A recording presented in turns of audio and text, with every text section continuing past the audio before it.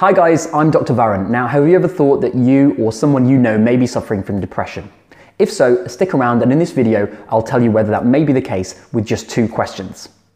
Now, mental health problems affect a staggering 1 in 4 people every year in the UK alone, with depression and anxiety being at the top of that list. And it's not an exaggeration to say that I see people who have got depression every single day. Now, I might see people who are very aware of their symptoms and they say to me, listen doc, you know what, I've been feeling quite flat and low for a long period of time now, I wonder whether I might be depressed.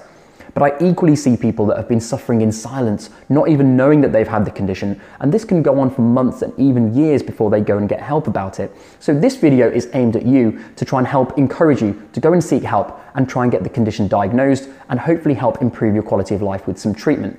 Now, the reason that this condition can be so tricky is because it can be so difficult to diagnose or even pinpoint when the condition started. And it's often when you look back at it that you might be able to then go, oh God, maybe I have actually been quite flat or low for a long period of time. So it's not the same as, let's say, breaking a leg, where from that exact point of the break, you're in a lot of pain, you're going to find it difficulty to walk, you're going to be put in a cast and people can see that there's a problem.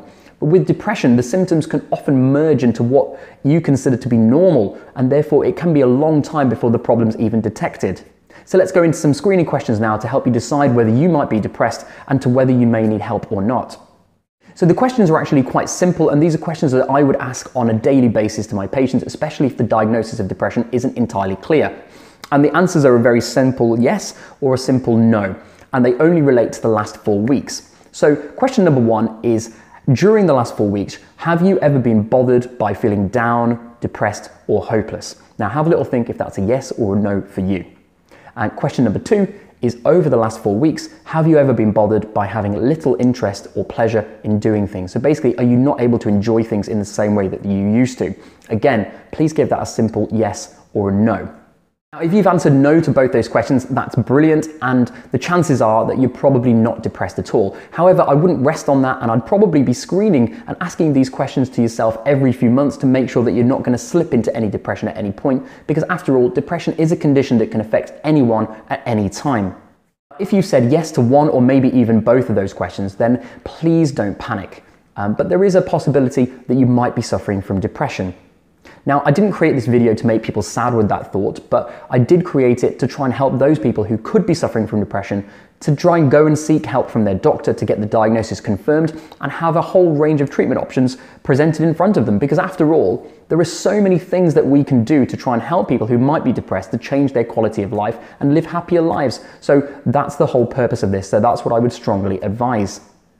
Now, it might be the case that you feel uncomfortable talking to your doctor about things in the first place because, after all, it can be a little bit embarrassing to open up and expose yourself and expose all your feelings.